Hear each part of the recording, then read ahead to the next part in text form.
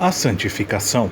Hoje em dia, vários crentes cristãos, especialmente os evangélicos, têm se desviado do caminho por menosprezarem a Torá, que os ensina a caminhar em santidade e é onde o eterno Deus revela sua vontade, já que o pecado é a transgressão da Torá.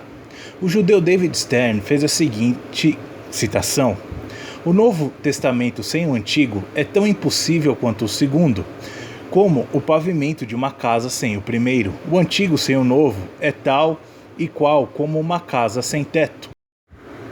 A santificação é a essência da Torá. Lemos no livro de Hebreus 12:14 o seguinte: "Segui a paz com todos e a santificação sem a qual ninguém verá o Senhor." O que é santificação? Logicamente que é desviarmos-nos do pecado. Mas, como dissemos há pouco, o que é o pecado? Sem a lei, jamais conheceríamos aquilo que é pecado, Romanos 3:20. A lei revela o pecado.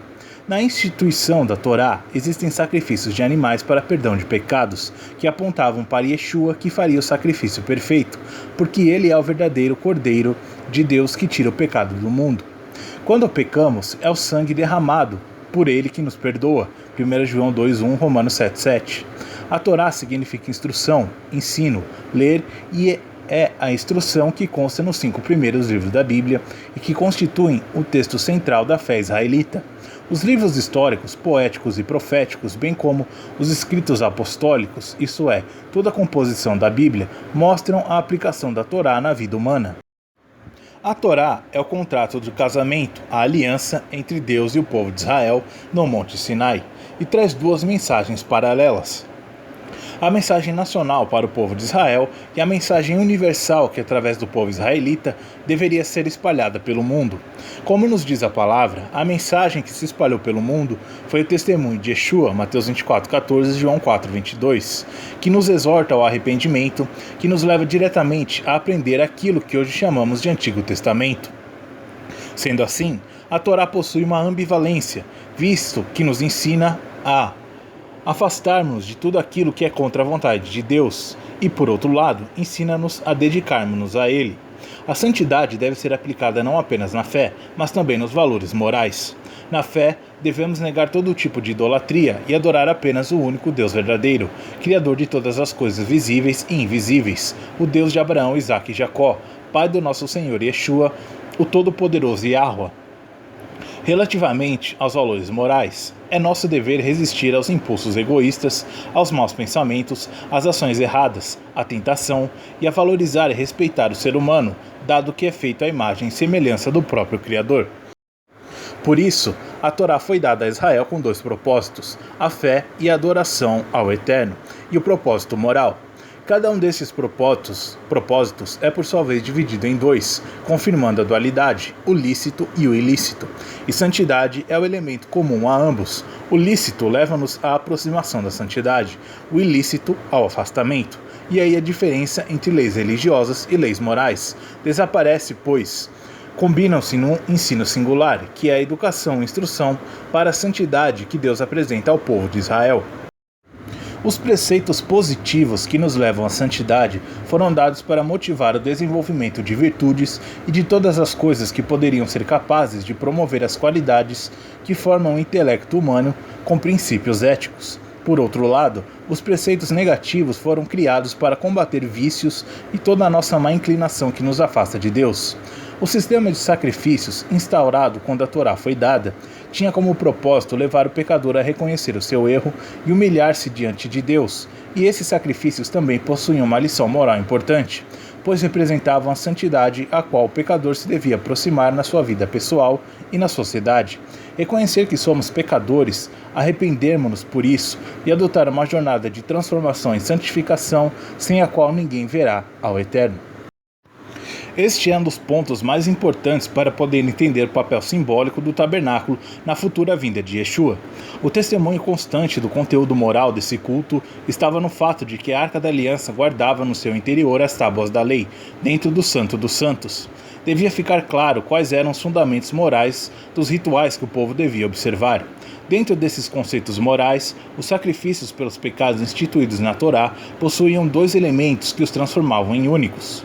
Primeiro, Os sacrifícios eram ordenados exclusivamente para faltas cometidas contra o ritual ou contra a religião, não contra a sociedade. Segundo, não havia expiação possível por pecados cometidos conscientes e voluntariamente, apenas por ofensas cometidas por erro, ou seja, involuntariamente. Esses dois elementos, que não tinham paralelo em civilizações próximas, afetam todo o conceito dos sacrifícios da Torá. O sacrifício não era realizado para satisfazer os desejos de Deus, mas sim as necessidades do homem. Eles não foram concebidos como presentes a uma divindade ofendida, para acalmar a ira de um Deus, ou como compensação de alguma coisa errada feita a outro homem. O objetivo era a santidade do homem, já que incluía um conceito de renovação e aperfeiçoamento moral e religioso. Eles foram designados em todas as suas partes para aumentar na mente daquele que acredita em Deus o conceito de temor à ofensa, porque aumenta a separação do homem de Deus e dos outros homens da sociedade inteira. Santidade é também o ponto central das festas bíblicas, começando em especial com o dia santificado, o Shabat. Na Babilônia existia um dia de descanso, chamado Shapatu, mas era considerado um dia de perigo, um dia nefasto, enquanto a qualidade e santidade do Shabat o transforma num dia de renascimento moral e espiritual, abençoado pelo Eterno, Êxodo 20, versículo 11. Também são santificadas os 3 festivais, a Semana dos Pães Asmos, Shavuot, Pentecostes e Sukkot, Tabernáculos, sendo festivais agrícolas. Basicamente, o Eterno os diferencia dos rituais agrícolas dos cananeus, marcados por cultos de prostituição nos templos e orgias, colocando claramente a definição de santa convocação. O Dia das Trombetas, que passa a ser próximo do Dia do Perdão, é também declarado santa convocação para separar essa data dos rituais cananeus. Santidade é parte inseparável das raízes das leis morais. Em Levítico 19, vemos como o conceito dever a ser santo é parte da introdução deste grupo de leis. Os princípios fundamentais da lei moral são, com base da santidade, aqueles que formam a base da cooperação criativa do homem com Deus, ou seja, justiça e retitude. Na vida diária, justiça significa o reconhecimento de princípios considerados básicos: direito à vida, direito da propriedade, direito ao trabalho, direito a uma vestimenta digna, direito a um refúgio, habitação digno e, finalmente, os direitos inalienáveis das pessoas, descanso, liberdade, aliados às proibições de odiar, vingança e rancor. A retitude deve se manifestar na acepção de certos deveres e normas, como a preocupação pelos pobres, fracos e indefesos. Também inclui o conceito da propriedade de bens terrenos, que devia ser aceita como uma dádiva temporal do Eterno e não um direito natural. Algumas leis eram, para aquela época, simplesmente revolucionárias: emprestar dinheiro a um vizinho em dificuldade sem cobrar juros, restituir a terra àquele que foi obrigado a vender sua propriedade devido à pobreza. As dificuldades do vizinho não poderiam ser aproveitadas para benefício próprio, ou seja, a economia na Torá levava a um conceito básico: servir o próximo e, através dele, a comunidade inteira. A expressão máxima do judaísmo era então considerada como a lei do amor fraternal, expressa em Levítico 19:18. Amarás ao teu próximo como a ti mesmo, aplicada no versículo 34 para incluir o estrangeiro que está na tua terra. A retitude também tinha sua expressão no tratamento dos animais. Um boi caído à beira da estrada deveria ser levantado com a mesma solicitude e o mesmo cuidado que seria dado a um ser humano, Deuteronômio 22:4. Uma série de leis regulavam o uso dos animais e como deviam trabalhar, inclusive o dia de descanso do Shabat, com a concepção básica da justiça e retitude como o princípio das leis que deveriam regular as relações entre os seres humanos. Surgiam então uma série de leis civis e jurídicas para transformar essas leis morais em prática. O conceito de um código civil existia já na época de Hammurabi e mesmo entre os hititas. Porém, a diferença da lei divina está no conceito que a lei não deveria defender os direitos de propriedade, como era nesses códigos, mas sim o direito da pessoa como objetivo principal. A lei divina expressa na Torá limita rigidamente o poder nas mãos das pessoas. O trabalhador não poderia ser explorado, nem o seu pagamento atrasar, Levítico 19:13. A pessoa que devia dinheiro não podia ser ofendida pela imposição do credor, que quisesse entrar na sua casa para tomar bens, Deuteronômio 24:10 e 11. E menos ainda ser tratado com violência. Mesmo os escravos tinham direitos, e se um deles fosse ferido pelo dono, ganhava a liberdade. Êxodo 21, 26, 27. Inclusive, estava proibido devolvê-lo ao dono, o que era, no Código Hammurabi, por exemplo, um crime punível com a morte. Os exageros legais, que noutros códigos da época eram lugar comum, como condenar à morte por roubo, sacrificar o filho pelos crimes do pai, não existem na Torá, elevada muito por cima de códigos feitos por mortais. As leis civis da Torá surgem desde o início com um elemento de igualdade social, sendo pobres e ricos, nobres e plebeus, nativos e estrangeiros, iguais perante as leis do Senhor e os seus direitos inseparáveis da figura humana. O conceito de santidade devia ser complementado por condutas morais a nível pessoal e familiar, abstenção de relações incestuosas, sodomia e relações com animais, controle de desejos e de luxúria, não vos deixeis levar pelos vossos olhos, e prática da castidade em pensamento, em palavras e em ações. O comando de santidade está claramente definido em Levítico 19:2, e sereis santos, porque eu, Yahweh vosso Deus, sou santo. Ou seja, a santidade divina é o contexto dentro do qual devemos tentar formar e construir a santidade humana. Em Deus, a santidade está claramente definida e apresentada. Ele está separado, como entidade divina, de elementos naturais ou constituição física, sendo então onipresente e independente de todo. A sua atividade e seus atos estão sempre de acordo com seu caráter moral. Em Êxodo 34, versículos 6 e 7, temos uma lista bem definida dos atributos morais do Eterno, que constituem basicamente a santidade de Deus. Nenhum deles trata especificamente da essência divina, mas sim da relação entre Deus e os seres humanos. Aqui podemos falar também da justiça e retidão. Encontramos a justiça no fato de Deus ser intolerante com o mal e no seu castigo pelos pecados.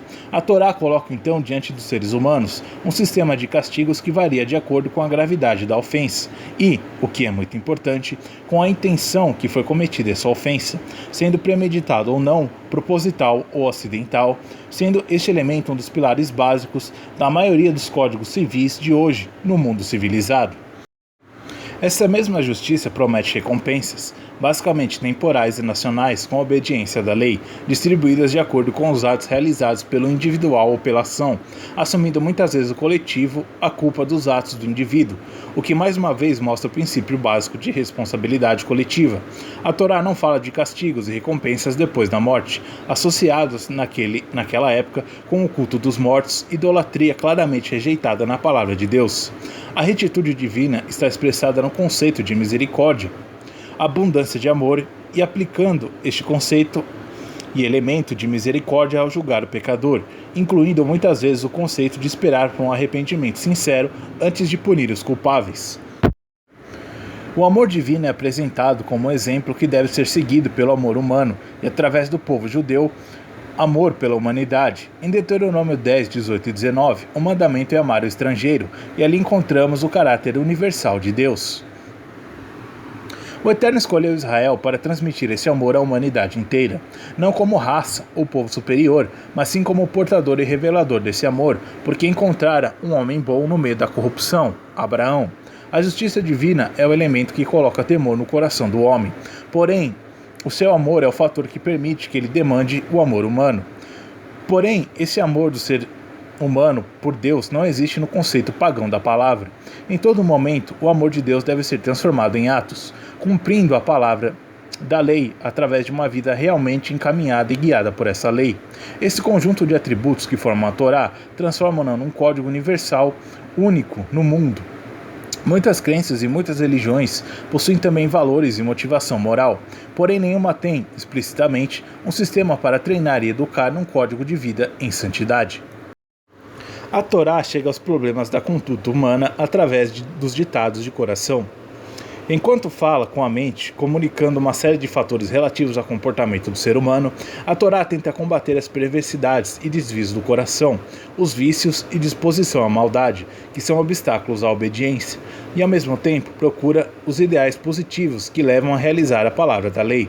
No seu conteúdo, a Torá inclui todos os aspectos da vida, todas as atividades, as coisas comuns e cotidianas, os interesses humanos, tudo forma parte do que tem que ser ensinado e aprendido, dentro de um contexto que é, na prática, o sistema de ensino que mais demanda do homem, um sistema que exige educar não só nos atos de rotina, mas também no interior de cada um. A Torá nos traz os meios para reforçar a supremacia do desejo e intenção do Ser Supremo na sua divindade em formar o nosso coração, incluindo todos os detalhes da vida individual e da comunidade, numa relação de serviço a Deus. Israel estava destinada pelo Senhor para ficar separada dos contatos que poderiam contaminar essa nação, evitando os relacionamentos com os povos vizinhos, suas culturas e especialmente os seus cultos idólatras. Porém, o destino de Israel como povo de sacerdotes era uma missão que eles deveriam levar para toda a humanidade.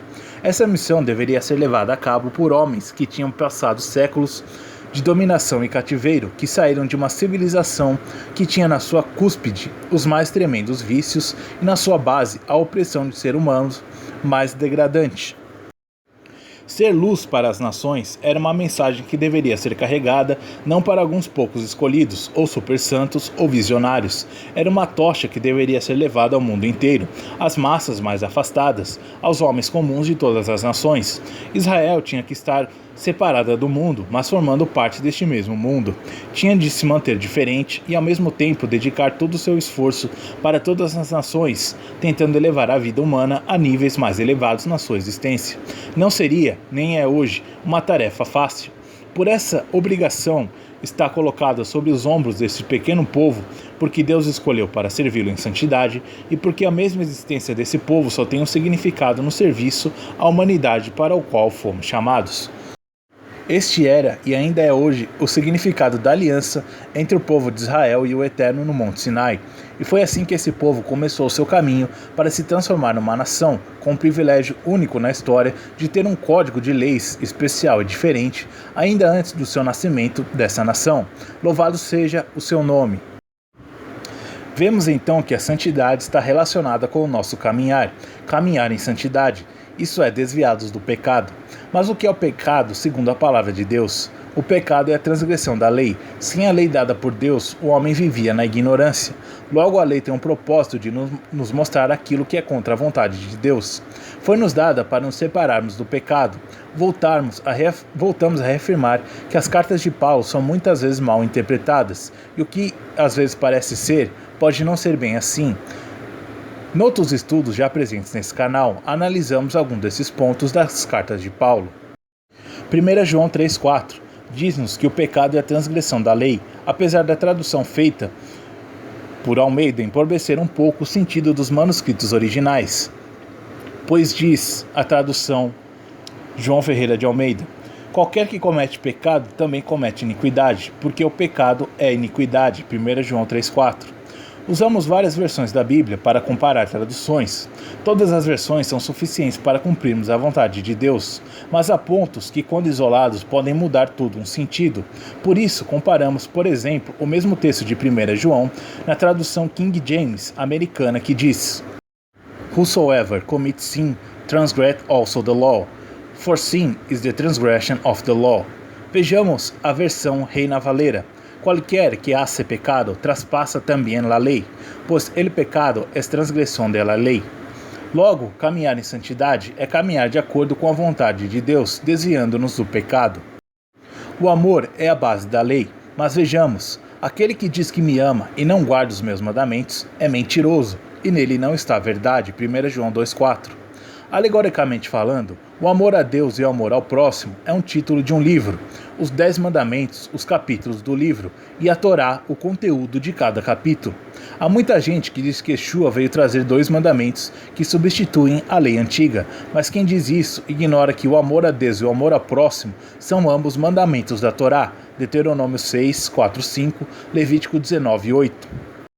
Quando Yeshua no deserto foi tentado pelo diabo, citou a Torá e os Salmos, Deuteronômio 8:3, Êxodo 25, Salmo 91:11. Agora fazemos nós uma pergunta: se a lei terminou, o que é que nos diferencia dos descrentes? Qual é a base da nossa santificação? Não é desviarmos-nos do pecado e dedicarmos à oração? Quando oramos, pedimos perdão pelo quê? Sem santificação ninguém verá a Deus, Hebreus 12:14. Logo, após aceitarmos Yeshua como nosso único e suficiente Salvador, deveremos caminhar em santidade, isto é, atentando para a palavra que desde o princípio foi dada, a Torá do Eterno, para não desprezarmos o alto preço que Yeshua pagou por cada um de nós, resgatando-nos do pecado. Porque é impossível que os que já uma vez foram iluminados e provaram o dom celestial e se tornaram participantes do Espírito Santo e provaram a boa palavra de Deus e as virtudes do século futuro e recaíram, sejam outra vez renovados para arrependimento, pois assim, quanto a eles, de novo crucificam o Filho de Deus e o expõem ao vitupério. Hebreus 6, versículos 4 a 6.